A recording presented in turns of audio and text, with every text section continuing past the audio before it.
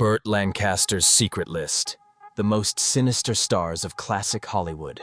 Burt Lancaster, once hailed as one of the most magnetic and adaptable performers of Hollywood's golden era, was born Burton Stephen Lancaster on November 2nd, 1913, in Manhattan, New York City. A towering figure in classic American cinema, he emerged from humble beginnings in East Harlem, raised in a working-class Irish-American household by a postal worker father and a homemaker mother. From the outset, Lancaster displayed traits of independence, athletic ability, and a captivating presence, qualities that would eventually define his career. He attended DeWitt Clinton High School in the Bronx, later earning a scholarship to New York University, where he distinguished himself in basketball and gymnastics. Before conquering the silver screen, Lancaster embarked on an unconventional path, traveling the country with the K Brothers Circus in his 20s, performing as an acrobat alongside his lifelong friend Nick Cravat. This chapter of his life not only sharpened his physical capabilities, allowing him to do many of his own film stunts, but also instilled in him a deep sense of discipline that he carried into his acting pursuits. Lancaster's journey into acting was unexpected. During his service in World War II, he entertained American troops as part of the Special Services Unit. Following the war, he was urged to explore acting, which led to his explosive debut in 1946's The Killers, a film noir classic where he portrayed a doomed boxer nicknamed the Swede. The role immediately launched him into Hollywood stardom. With his chiseled features, piercing eyes, and commanding energy, Lancaster quickly became a leading man of the late 1940s and 1950s. Yet he was never content with typecasting. Determined to stretch his artistic range, Lancaster chose roles that pushed boundaries, appearing in noir thrillers, romantic dramas, and hard-hitting social commentaries. His Academy Award-winning performance in Elmer Gantry, 1960, was a searing depiction of a fire and brimstone preacher, while other standout works like From Here to Eternity, 1953, Sweet Smell of Success, 1957, Birdman of Alcatraz, 1962, Judgment at Nuremberg, 1961, Atlantic City, 1980, and Local Hero, 1983, demonstrated his incredible range. Beyond his roles, Lancaster played a vital part in shaping Hollywood's evolution as a producer. He co-founded Hecht Hill Lancaster, one of the first major independent production companies, which championed stories rooted in realism and character depth.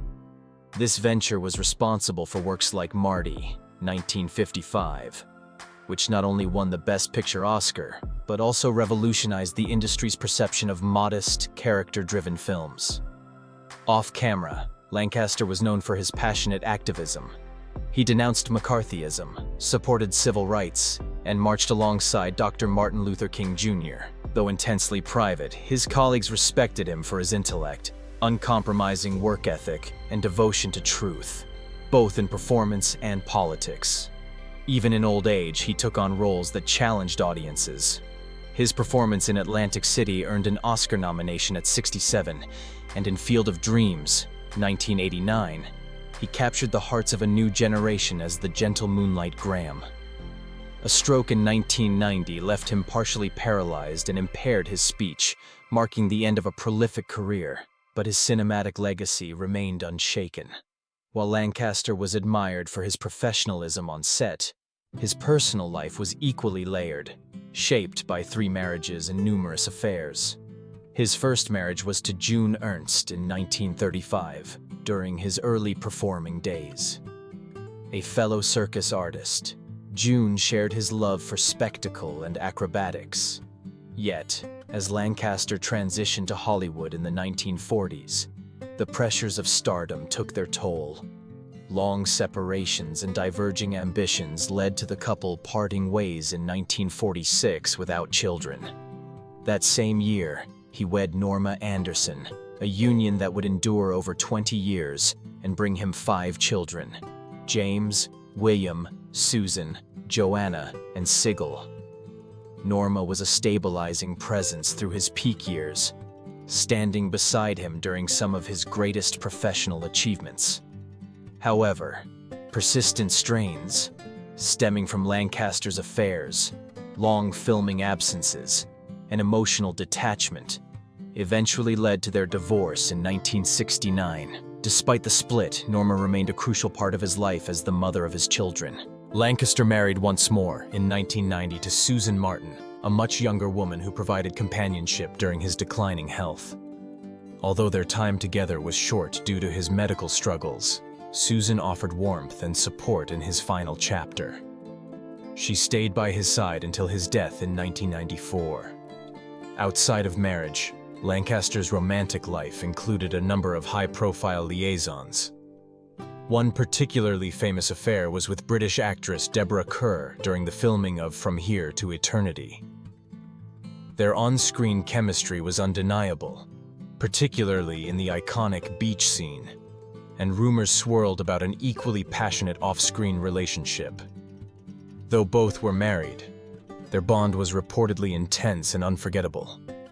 Lancaster was also linked to Joan Blondell, a sharp-witted screen star of the 30s and 40s. While neither confirmed the affair, their frequent public appearances stirred speculation. Another rumored romance was with the bold and outspoken Shelley Winters, who hinted at their involvement in her autobiography, describing him as a magnetic yet emotionally distant lover, traits mirrored in many of his relationships. As the glow of classic Hollywood began to fade in the 1970s, Burt Lancaster sat down to pen a secret memoir, a raw, unfiltered account of the dark truths he believed were hiding behind the industry's golden curtain. To the public, he had long embodied the valiant rebel and principled hero, but in private, Lancaster claimed to have witnessed egos, betrayals, and cruelty that corrupted the industry's core. The unpublished manuscript, known only as The Most Evil of Them All, a survivor's list, would later gain mythical status for its searing revelations. It began with Kirk Douglas, the ice-cold strategist. Though often seen as a trusted collaborator, co-starring in classics like Gunfight at the OK Corral and 7 Days in May, Lancaster privately loathed Kirk Douglas. He wrote of a man consumed by ego and willing to destroy allies for personal gain. Douglas, he claimed, would steal a role from his own son for an extra headline. Behind the charisma lay backroom deals, career sabotage, and an ambition so cold it could freeze blood. Natalie Wood, the manipulative muse. Lancaster's depiction of Natalie Wood was a sharp contrast to her public image of innocence. He alleged she skillfully manipulated her image of vulnerability to control powerful men. According to him, Wood could turn on tears like a faucet, whether in a studio office or a bedroom. Her tragic death remained wrapped in mystery, but Lancaster was more disturbed by the emotional turmoil she sowed in life. Mickey Rooney, the cruel clown. Beloved by audiences as a spirited all-American boy, Mickey Rooney was described by Lancaster as a volatile and cruel presence behind the scenes. He accused Rooney of ridiculing extras, derailing scenes, and demeaning female co-stars. His many marriages, Lancaster argued, weren't romantic failings. They were tactics of control. Elizabeth Taylor, the beautiful tyrant. To the world, Elizabeth Taylor was a glamorous queen of cinema. To Lancaster, she was a silken storm, who weaponized her beauty and fame to manipulate entire film sets. He wrote that she would hijack scenes, clash with directors, and cause production chaos with her emotional outbursts. Her legendary marriages, he said, mirrored the turbulence she brought into every room. Spencer Tracy, the revered abuser. Though celebrated for his dramatic intensity, Spencer Tracy, Lancaster claimed, was abusive behind the curtain. He accused Tracy of raging alcoholism and physically intimidating crew members, calling him a devil in the dressing room.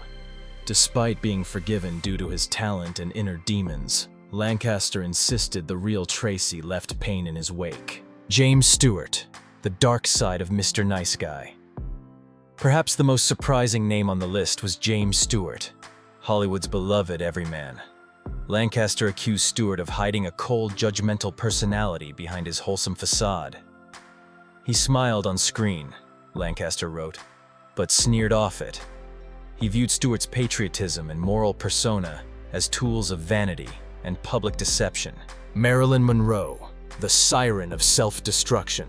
Finally, Lancaster portrayed Marilyn Monroe as a vortex of emotional chaos. Far from the fragile icon seen by fans, he saw her as a manipulator who leaned into helplessness to extract attention and support. He claimed she disrupted entire productions, seduced producers for power, and cloaked dysfunction in charm.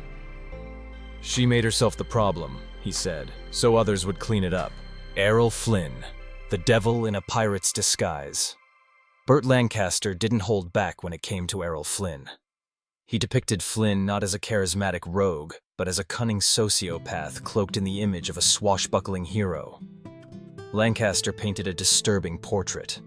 Lavish, hedonistic parties laced with chaos, violent tempers flaring behind closed doors, and a trail of broken individuals left in Flynn's wake, all silenced with hush money and the looming threat of retaliation.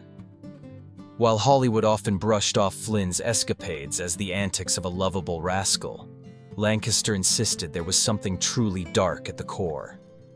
According to him, Flynn existed as if the world and everyone in it were merely disposable pieces in his game, because for Flynn they were.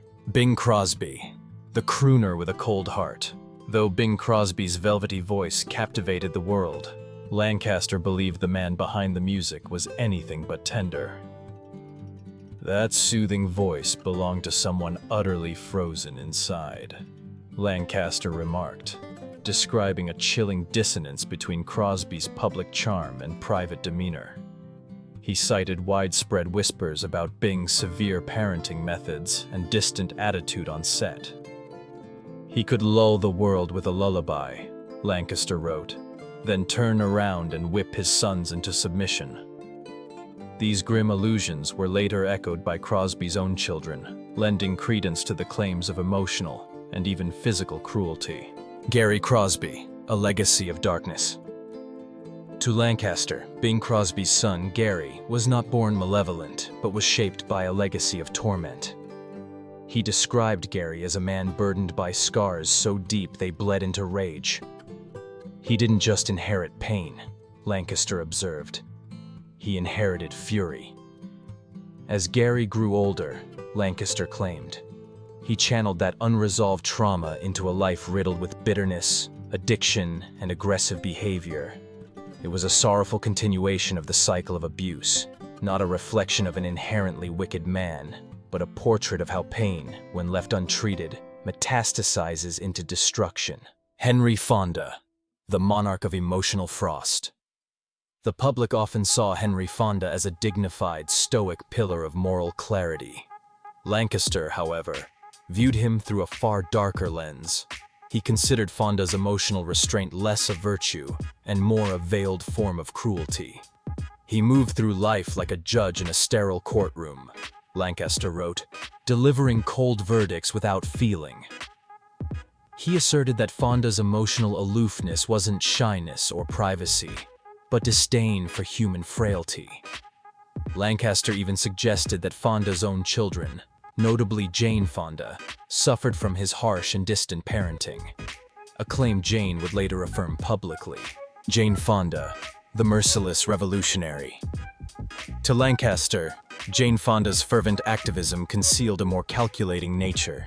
He acknowledged her passion for justice, but described her as someone who wielded ideals like weapons, using causes not only to champion truth, but also to manipulate narratives. She brandished her beliefs like armor and daggers, he wrote, accusing her of sacrificing relationships, reputations, and honesty in the name of her mission. According to him, She had a chilling ability to shift from heartfelt warmth to tactical coldness, depending on what the moment required. Lancaster portrayed her not just as an idealist, but as a strategist of emotional warfare. Joan Crawford, the iron-willed tyrant. Any list of domineering Hollywood figures, Lancaster asserted, would be incomplete without Joan Crawford. He described her as a woman whose ambition was forged from steel and whose presence could freeze a room.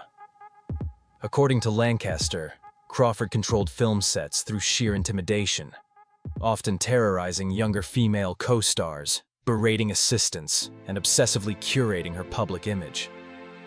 "She ruled with her eyebrows and her fists," he quipped, clearly referencing the harsh upbringing revealed later by her daughter Christina in the infamous memoir Mommy Dearest.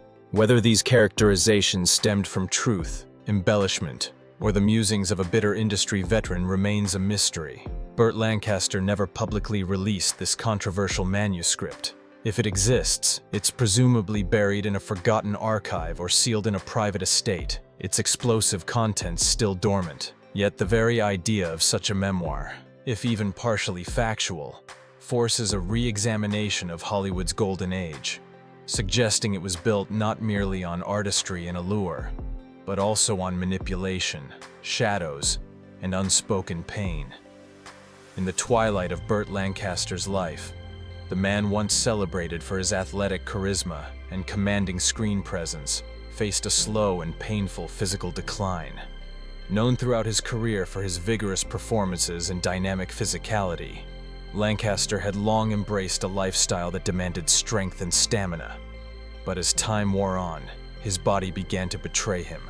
A series of mounting health complications gradually chipped away at the vitality that had defined him for decades. Among the most serious health battles Lancaster confronted in his final years was atherosclerosis, a progressive condition in which arterial walls thicken and harden due to plaque accumulation. This dangerous disease can dramatically restrict blood circulation, dramatically raising the risk of heart attacks and strokes. For Lancaster, the impact was severe.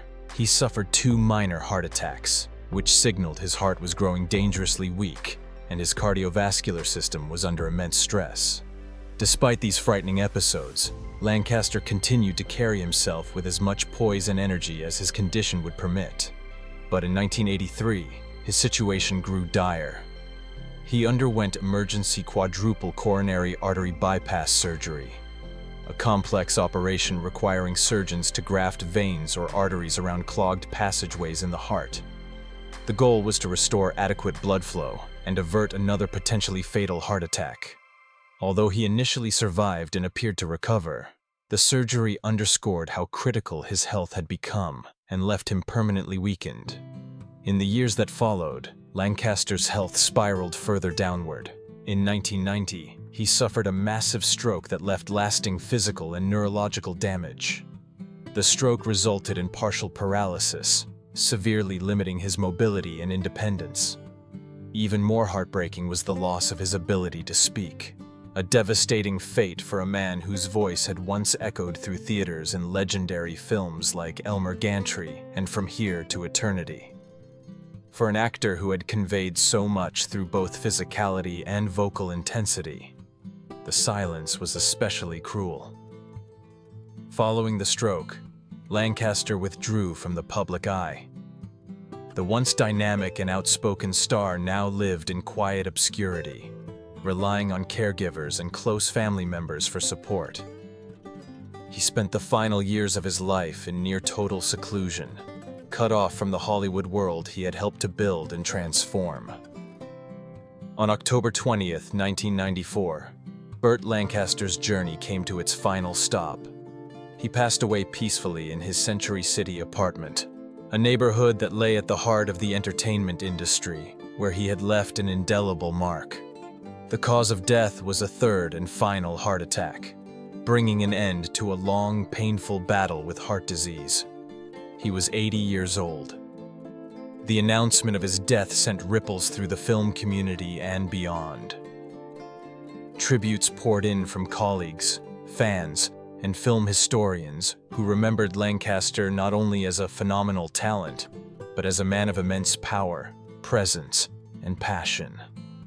Though the closing chapter of his life was marked by decline, illness, and silence, Burt Lancaster's legacy continues to loom large, etched into the annals of cinematic history as one of the most commanding and iconic figures of Hollywood's golden age.